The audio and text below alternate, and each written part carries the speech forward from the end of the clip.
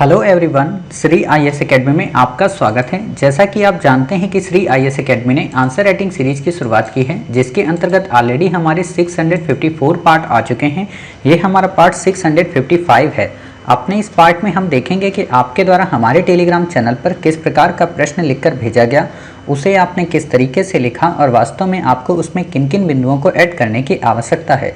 तो चलिए शुरू करते हैं। जैसा कि आप देख रहे हैं, ये प्रश्न आपके द्वारा हमारे टेलीग्राम चैनल पर भेजा गया है। तो सबसे पहले हम आपके इस प्रश्न को पढ़ेंगे, आपके आंसर को देखेंगे और देखेंगे कि इसमें किन किन बिंदुओं को ऐड करने की आवश्यकता है। काफ़ी अच्छा प्रश्न है। प्रश्न है आपका, भीड़ हत्या या मॉब लिंचिंग एक सभ्य व नैतिक समाज के लिए कलंक है, टिप्पणी करें। ठीक है, टिप्पणी ऐसे नहीं लिखा जाता है, टिप्पणी में उल्टा 10 आता है। ठीक है, ऐसे टिप्पणी करें। क्लियर? तो इसको सही कीजिएगा। आपने लिखा है भीड़ हत्या मॉब लिंचिंग का अर्थ ऐसी घटना से जिसमें भीड़ द्वारा किसी व्यक्ति को पीट कर उसकी हत्या कर देने से है, मतलब हत्या कर दी जाती है, ऐसे बताना चाहिए था। मॉब लिंचिंग की इस तरह की घटनाओं की वजह से कई बेकसूर लोगों की जान चली जाती है। दरअसल कभी कभी ये घटनाएं अफवाहों की वजह से होती हैं, जिसका खामियाजा कुछ मासूम लोगों को भी भुगतना पड़ सकता है। मॉब लिंचिंग की घटनाओं में निरंतर बारंबारता देखी जा रही, जैसे कि 2013 में महाराष्ट्र के पालघर में भीड़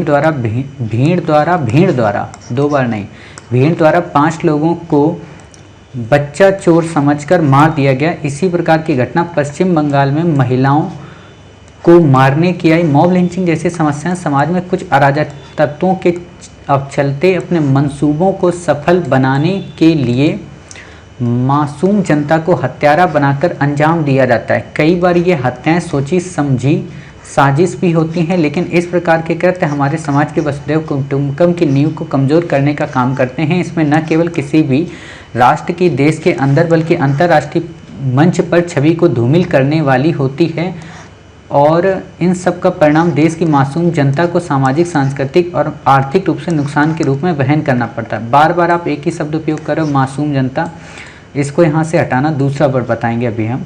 इससे न केवल देश की न्यायिक प्रणाली पर सवाल उठते हैं बल्कि संविधान निर्माताओं और हमारे धर्म गुरुओं की भारत को विश्व गुरु बनाने की मंशा को भी चोट पहुँचती है।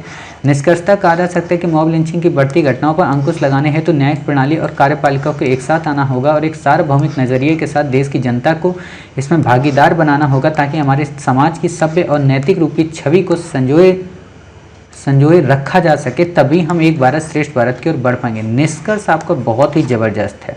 ठीक है, ऐसा ही आपको अपना कंटेंट बनाना है। कंटेंट में क्या हो रहा है ना, ऊपर वाले में इसमें भाषा शैली टूट रही है, तो इस भाषा शैली को आपको क्रमबद्ध बनाना है। कैसे बनाएंगे अभी हम आपको बताते हैं। पूरा हम पढ़ के आपको बता दे रहे हैं कि आप इसी उत्तर को और कैसे बेहतरीन तरीके से लिख सकते हैं। ठीक है, कोई भी वर्ड हम अपनी तरफ से ऐड नहीं करेंगे, हम आप ही के वर्डों को बेहतरीन तरीके से उसमें कुछ बहुत नमक मिर्च मसाला डाल के बेहतरीन बना देंगे। ठीक है, तो आप इस प्रश्न को ऐसे लिख सकते हैं। देखो, सबसे पहले तो ये देख लिया करो प्रश्न में शब्द कौन सा है, नैतिक समाज। तो जहां पर भी आपको बात लिखनी आएगी ना, मासूम जनता की जगह अनैतिकता वर्ड आएगा हमेशा। ठीक है, तो अब देखते हैं कि इसको कैसे लिख सकते हैं। आप इसको इस तरीके से लिख सकते हैं कि भीड़ हत्या का अर्थ ऐसी घटना से है जिसमें भीड़ द्वारा किसी निर्दोष व्यक्ति को पीट कर उसकी हत्या कर देने से है। इस तरह की घटनाओं से कई बेकसूर लोगों की जान चली जाती है, साथ ही कई बार ये समाज के लिए अराजकता के तत्व को बढ़ावा देती है। वास्तव में ऐसी घटनाएं किसी अफवाह या किसी उद्देश्य से प्रेरित होती हैं जो कि न्यायिक व्यवस्था पर प्रश्न चिन्ह लगाती हैं। स्मरणीय हो कि भारत एक लोकतांत्रिक देश है जहाँ पे एक सुव्यवस्थित न्याय की प्रणाली मौजूद है, फिर भी कई सारे राज्यों में ऐसी घटनाएं देखने को बारंबार मिली हैं। जैसा कि 2013 में महाराष्ट्र के पालघर में भीड़ द्वारा हत्या की बात हो, या फिर पश्चिम बंगाल में महिलाओं को मारने की बात हो, या फिर उत्तर प्रदेश के कई सारे शहरों में भी ऐसी घटनाओं को देखा गया है। स्मरणीय हो कि मॉब लिंचिंग जैसी समस्याएं न केवल समाज में अराजकता तत्वों को बढ़ावा देती हैं तथा आम जनमानस के ताने बाने को भी बाधित करने का प्रयत्न करती हैं। ये न केवल भारत की भारतीयता और भारत की समरसता को प्रभावित करती हैं बल्कि भारत में निहित एक भारत और श्रेष्ठ भारत की संकल्पना पर भी प्रश्न चिन्ह लगाती हैं। अतः इन घटनाओं से न केवल हमारी अंतर्राष्ट्रीय छवि बाधित होती बल्कि वसुधैव कुटुंबकम की नींव भी कमजोर होती है। अतः सरकार को न केवल इसके संबंध में कानून बनाना चाहिए बल्कि आम जनमानस के साथ साथ धर्म गुरुओं को भी आगे आकर भारत को विश्व गुरु बनाने की संकल्पना को साकार करने के लिए ऐसी घटनाओं का खुले तौर पर विरोध करना चाहिए। उपयुक्त बातों से स्पष्ट होता है कि अगर सरकार, समाज व धर्मगुरु आपस में मिलकर इस व्यवस्था को पूरी तरह से दूर करेंगे तो न केवल समाज में बल्कि देश में सहिष्णुता का प्रचार होगा तथा भारत में सबके साथ व सबके विकास की संकल्पना भी साकार हो सकेगी तथा अंतर्राष्ट्रीय स्तर पर भारत एक समग्र दृष्टिकोण को प्रेरित कर अनेकता में एकता को संदर्भित कर पाएगा तथा इसकी अखंडता को अक्षुण्ण रख पाएगा। ऐसे भी आप बता सकते हैं। ठीक है, कितने शॉर्ट शब्दों में, 150 शब्दों में हो गया। हो क्या रहा है ना कि आप लोग जब लिखते हैं आंसर तो पॉइंट आप सारे दे देते हैं, ऐसा नहीं है कि आपका कोई पॉइंट मिस हो जाता है।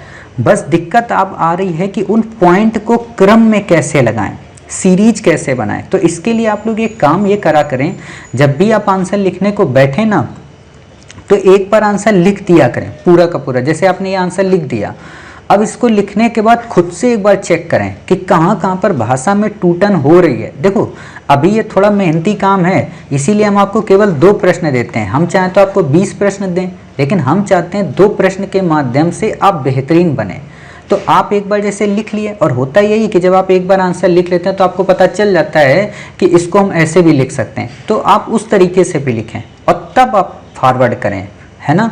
अपने ही आंसर को एक बार आलोचक दृष्टि से चेक करें, और जब ऐसा आप करने लगेंगे तो आपका आंसर और बेहतरीन हो जाएगा। हमेशा हम आप लोगों से कहते हैं कि जितना बेहतरीन टीचर आप अपने उत्तर के हैं उतना कोई नहीं है। आपको खुद ही पता चल जाता है कि हाँ मेरी कहाँ भाषा शैली टूटी है, कहाँ पर मैंने शब्दों की मर्यादा का उल्लंघन किया है, कहाँ पर मुझे इन वर्डों का उपयोग नहीं करना चाहिए।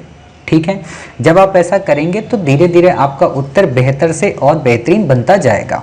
उम्मीद है आप इस प्रश्न के उत्तर को समझ गए, ये भी समझ गए कि आप इसमें किन किन बिंदुओं को ऐड कर सकते हैं और किस तरीके से प्रश्न को क्रम में लगा सकते हैं, कैसे जो 1-2 वर्ड हैं मासूम जनता इनको हटा सकते हैं, और यहाँ पे नैतिकता और अनैतिकता के संवाद के साथ अपने उत्तर को अंजाम तक पहुँचा सकते हैं। ठीक है, मिलते हैं फिर आप ही के द्वारा भेजे गए एक नए प्रश्न के साथ। तब तक अपना ख्याल रखिए और स्वस्थ रहिए।